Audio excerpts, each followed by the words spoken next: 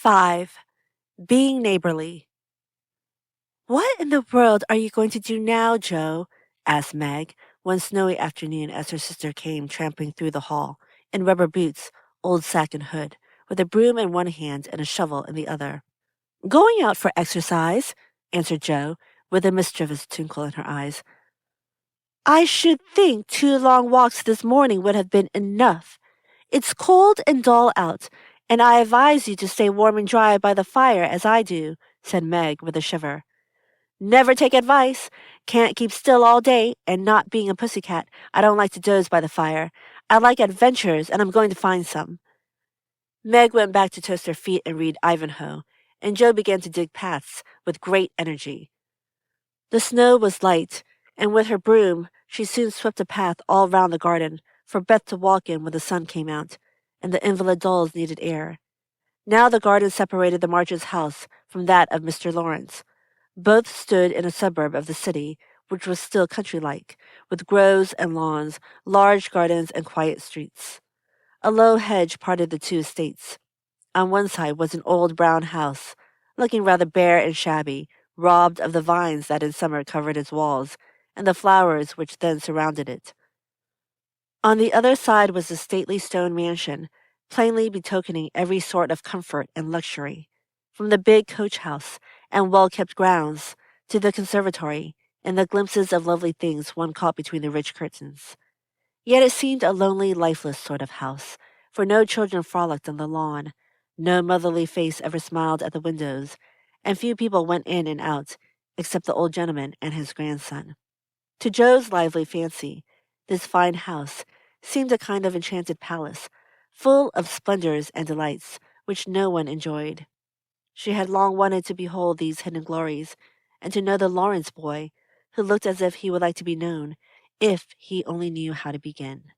Since the party, she had been more eager than ever, and had planned many ways of making friends with him. But he had not been seen lately, and Joe began to think he had gone away, when one day she spied a brown face at an upper window, looking wistfully down into their garden, where Beth and Amy were snowballing one another. "That boy is suffering for society and fun," she said to herself. "His grandpa does not know what's good for him, and keeps him shut up all alone. He needs a party of jolly boys to play with, or somebody young and lively. I've a great mind to go over and tell the old gentleman so." The idea amused Joe, who liked to do daring things, and was always scandalizing Meg by her queer performances. The plan of going over was not forgotten, and when the snowy afternoon came, Joe resolved to try what could be done. She saw Mr. Lawrence drive off, and then sallied out to dig her way down to the hedge, where she paused and took a survey. All quiet, curtains down at the lower windows, servants out of sight, and nothing human visible but a curly black head leaning on a thin hand at the upper window. "There he is," thought Joe. "Poor boy, all alone and sick this dismal day. It's a shame. I'll toss up a snowball and make him look out, and then say a kind word to him."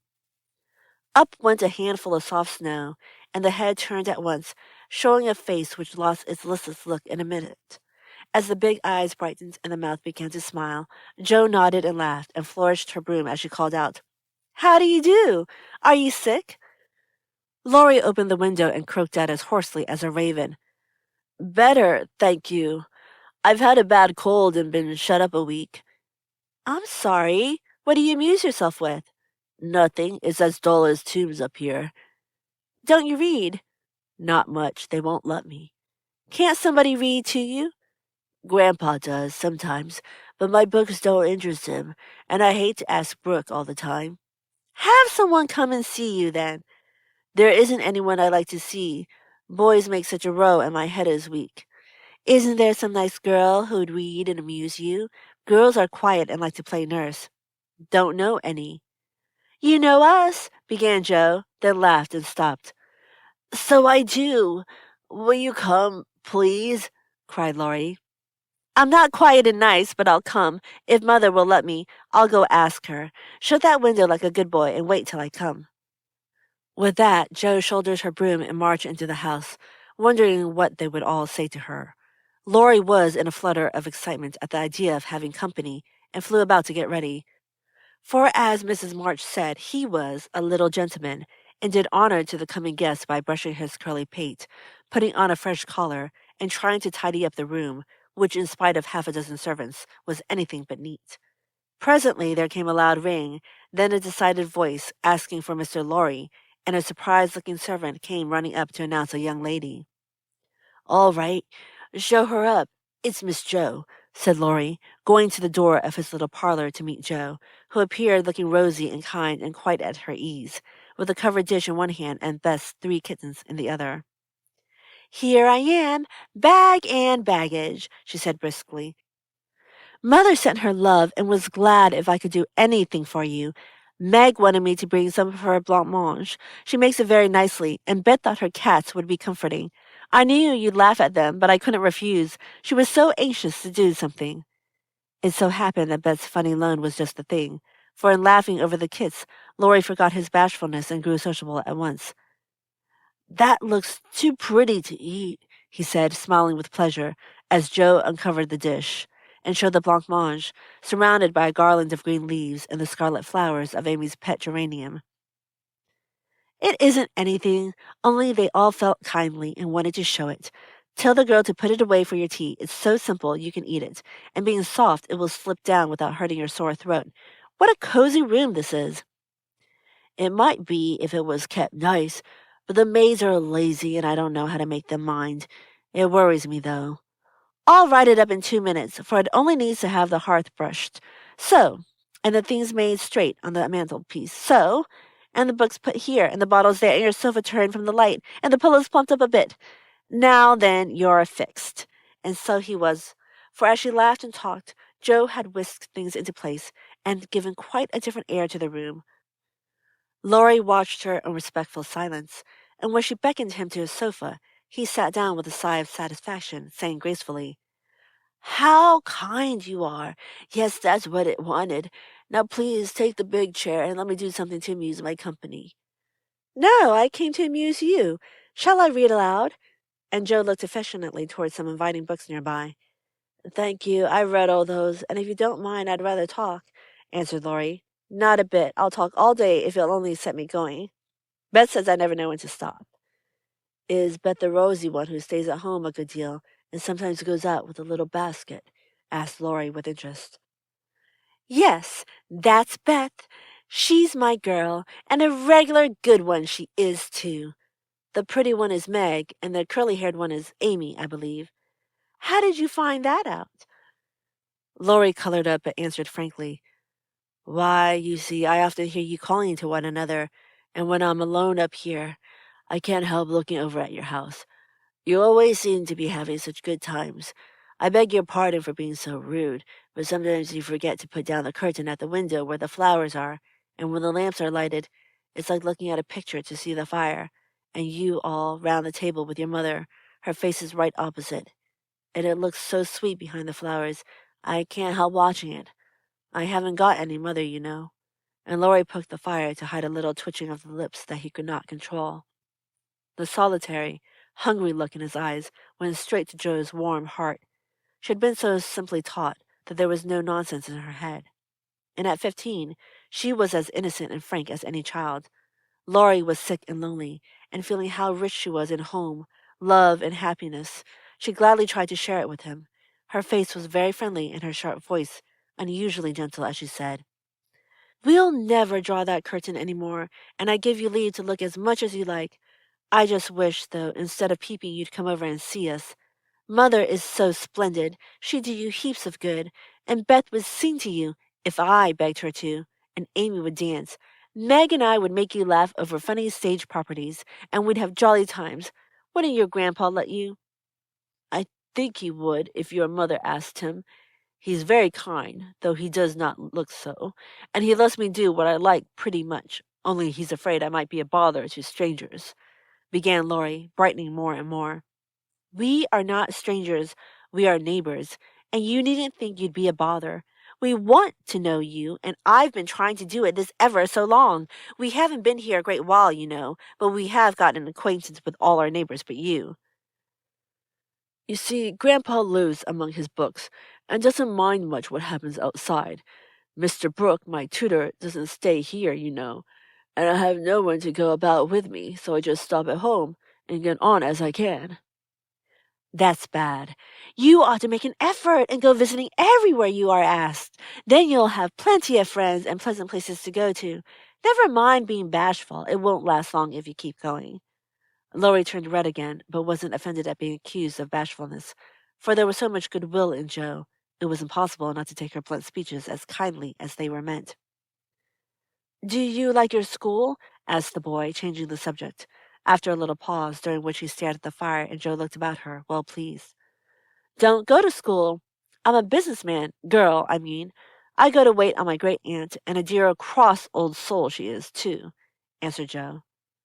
Laurie opened his mouth to ask another question, but remembering just in time that it wasn't manners to make too many inquiries into people's affairs, he shut it again and looked uncomfortable. Joe liked his good breeding, and didn't mind having a laugh at Aunt March, so she gave him a lively description of the fidgety old lady, her fat poodle, the parrot that talked Spanish, and the library where she revelled. Laurie enjoyed that immensely, and when she told about the prim old gentleman who came once to woo Aunt March, and in the middle of a fine speech how Paul had tweaked his wig off to his great dismay, the boy lay back and laughed till the tears ran down his cheeks, and a maid popped her head in to see what was the matter. Oh, that does me no end of good. Tell on, please, he said, taking his face out of the sofa cushion, red and shining with merriment. Much elated with her success, Joe did tell on, all about their plays and plans, their hopes and fears for father, and the most interesting events of the little world in which the sisters lived. Then they got to talking about books, and to Joe's delight, she found that Laurie loved them as well as she did, and had read even more than herself. If you like them so much, come down and see ours. Grandpa is out, so you needn't be afraid, said Laurie, getting up. I'm not afraid of anything, returned Joe, with a toss of the head. I don't believe you are, exclaimed the boy, looking at her with much admiration, though he privately thought she would have good reason to be a trifle afraid of the old gentleman, if she met him in some of his moods. The atmosphere of the whole house being summer-like, Laurie led the way from room to room, letting Joe stop to examine whatever struck her fancy. And so, at last, they came to the library, where she clapped her hands and pranced, as she always did when especially delighted. It was lined with books, and there were pictures and statues, and distracting little cabinets full of coins and curiosities, and sleepy hollow chairs, and queer tables and bronzes, and best of all, a great open fireplace with quaint tiles all round it. What richness! Sighed Joe, sinking into the depth of a velvet chair and gazing about her with an air of intense satisfaction. Theodore Lawrence, you ought to be the happiest boy in the world, she added impressively. A fellow can't live on books, said Laurie, shaking his head as he perched on a table opposite. Before he could say more, a bell rung, and Joe flew up, exclaiming with alarm, Mercy me, it's your grandpa. Well, what if it is? You are not afraid of anything, you know, returned the boy, looking wicked. I think I am a little bit afraid of him, but I don't know why I should be. Mommy said I might come, and I don't think you're any the worse for it, said Joe, composing herself, though she kept her eyes on the door. I'm a great deal better for it, and ever so much obliged. I'm only afraid you are very tired talking to me. It was so pleasant I couldn't bear to stop, said Laurie gratefully. The doctor to see you, sir, and the maid beckoned as she spoke. Would you mind if I left you for a minute? I suppose I must see him, said Laurie. Don't mind me. I'm as happy as a cricket here, answered Joe. Laurie went away, and his guest amused herself in her own way. She was standing before a fine portrait of the old gentleman, when the door opened again, and without turning, she said decidedly, I'm sure now that I shouldn't be afraid of him, for he's got kind eyes, though his mouth is grim, and he looks as if he had a tremendous will of his own. He isn't as handsome as my grandfather, but I like him.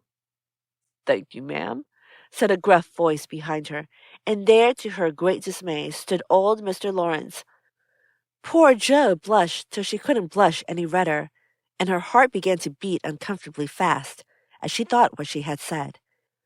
For a minute, a wild desire to run away possessed her, but that was cowardly, and the girls would laugh at her, so she resolved to stay and get out of the scrape as she could. A second look showed her that the living eyes under the bushy gray eyebrows were kinder even than the painted ones, and there was a sly twinkle in them which lessened her fear a good deal. The gruff voice was gruffer than ever as the old gentleman said abruptly after that dreadful pause. "So, you're not afraid of me, hey?" "Not much, sir."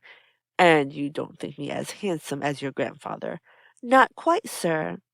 "And I've got a tremendous will, have I?" "I only said I thought so." "But you like me, in spite of it?" "Yes, I do, sir." That answer pleased the old gentleman. He gave a short laugh, shook hands with her, and putting his finger under her chin, turned up her face, examined it gravely, and let it go, saying with a nod, "You've got your grandfather's spirit, if you haven't his face. He was a fine man, my dear, but what is better, he was a brave and an honest one, and I was proud to be his friend." "Thank you, sir." And Joe was quite comfortable after that, for it suited her exactly. "What have you been doing to this boy of mine, hey?" was the next question, sharply put. "Only trying to be neighborly, sir." And Joe told her how her visit came about. "You think he needs cheering up a bit, do you?" "Yes, sir.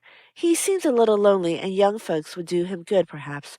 We are only girls, but we should be glad to help if we could, for we don't forget the splendid Christmas present you sent us," said Joe eagerly. "Tut, tut, tut. That was the boy's affair. How is the poor woman?" "Doing nicely, sir." And off went Joe, talking very fast as she told all about the Hummels, in whom her mother had interested richer friends than they were. "Just her father's way of doing good. I shall come and see your mother some fine day. Tell her so. There's the tea bell. We have it early on the boy's account. Come down and go on being neighborly." "If you'd like to have me, sir." "Shouldn't ask you if I didn't." And Mr. Lawrence offered her his arm with old-fashioned courtesy. What would Meg say to this, thought Joe, as she was marched away, while her eyes danced with fun as she imagined herself telling the story at home. "Hey, why, what the dickens has come to the fellow?" said the old gentleman, as Laurie came running downstairs, and brought up with a start of surprise at the astonishing sight of Joe, arm in arm with his redoubtable grandfather. "I didn't know you'd come, sir," he began, as Joe gave him a triumphant little glance. "That's evident by the way you rack it downstairs. Come to your tea, sir, and behave like a gentleman." And having pulled the boy's hair by way of a caress, Mr. Lawrence walked on, while Laurie went through a series of comic evolutions behind their backs, which nearly produced an explosion of laughter from Joe. The old gentleman did not say much as he drank his 4 cups of tea, but he watched the young people, who soon chatted away like old friends, and the change in his grandson did not escape him. There was color, light, and life in the boy's face, now vivacity in his manner, and genuine merriment in his laugh. "She's right. The lad is lonely. I'll see what these little girls can do for him," thought Mr. Lawrence as he looked and listened. He liked Jo, for her odd, blunt ways suited him, and she seemed to understand the boy almost as well as if she had been one herself. If the Lawrences had been what Joe called prim and poky, she would not have got on at all, for such people always made her shy and awkward, but finding them free and easy she was so herself, and made a good impression. When they rose, she proposed to go, but Laurie said he had something more to show her, and took her away to the conservatory, which had been lighted for her benefit. It seemed quite fairy-like to Joe, as she went up and down the walks, enjoying the blooming walls on either side, the soft light, the damp sweet air, and the wonderful vines and trees that hung above her, while her new friend cut the finest flowers till his hands were full. Then he tied them up, saying, with a happy look Joe liked to see, "Please give these to your mother, and tell her I like the medicine she sent me very much." They found Mr. Lawrence standing before the fire in the great drawing-room, but Joe's attention was entirely absorbed by a grand piano which stood open. "Do you play?" she asked, turning to Laurie with a respectful expression. "Sometimes," he answered modestly. "Please do now. I want to hear it so I can tell Beth." "Won't you first?" "Don't know how. Too stupid to learn, but I love music dearly."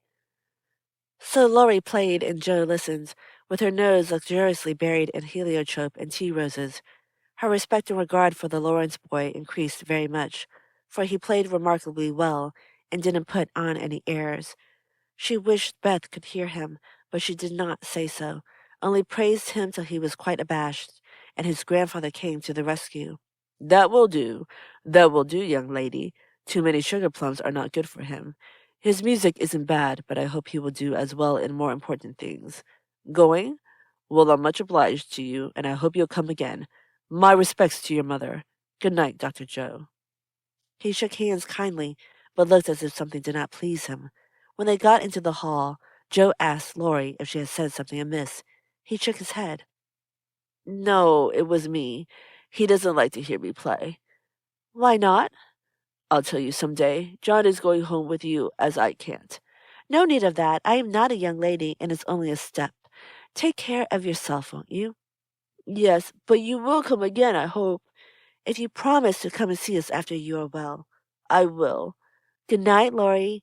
Good night, Joe. Good night. When all the afternoon's adventures had been told, the family felt inclined to go visiting in a body, for each found something very attractive in the big house on the other side of the hedge. Mrs. March wanted to talk of her father with the old man who had not forgotten him. Meg longed to walk in the conservatory. Beth sighed for the grand piano, and Amy was eager to see the fine pictures and statues. Mother, why didn't Mr. Lawrence like to have Laurie play? Asked Joe, who was of an inquiring disposition. I am not sure, but I think it was because his son, Laurie's father, married an Italian lady, a musician, which displeased the old man, who was very proud. The lady was good and lovely and accomplished, but he did not like her, and never saw his son after he married. They both died when Laurie was a little child, and then his grandfather took him home. I fancy the boy who was born in Italy is not very strong, and the old man is afraid of losing him, which makes him so careful. Laurie comes naturally by his love of music, for he is like his mother, and I dare say his grandfather fears that he may want to be a musician. At any rate, his skill reminds him of the woman he did not like, and so he glowered, as Joe said. Dear me, how romantic! Exclaimed Meg. How silly, said Joe. Let him be a musician if he wants to, and not plague his life out sending him to college when he hates to go. That's why he has such handsome black eyes and pretty manners, I suppose. Italians are always nice, said Meg, who was a little sentimental. What do you know about his eyes and his manners? You never spoke to him, hardly, cried Joe, who was not sentimental. I saw him at the party, and what you tell shows that he knows how to behave. That was a nice little speech about the medicine Mother sent him. He meant the blancmange, I suppose. How stupid you are, child. He meant you, of course.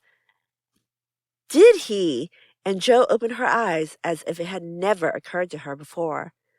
I never saw such a girl. You don't know a compliment when you get it, said Meg with the air of a young lady who knew all about the matter. I think they are great nonsense, and I'll thank you not to be silly and spoil my fun. Laurie's a nice boy, and I like him, and I won't have any sentimental stuff about compliments and such rubbish. We'll all be good to him because he hasn't got any mother, and he may come over and see us, mayn't he? Marmee? Yes, Joe. Your little friend is very welcome, and I hope Meg will remember that children should be children as long as they can. I don't call myself a child, and I'm not in my teens yet, observed Amy. What do you say, Beth? I was thinking about our Pilgrim's Progress, answered Beth, who had not heard a word.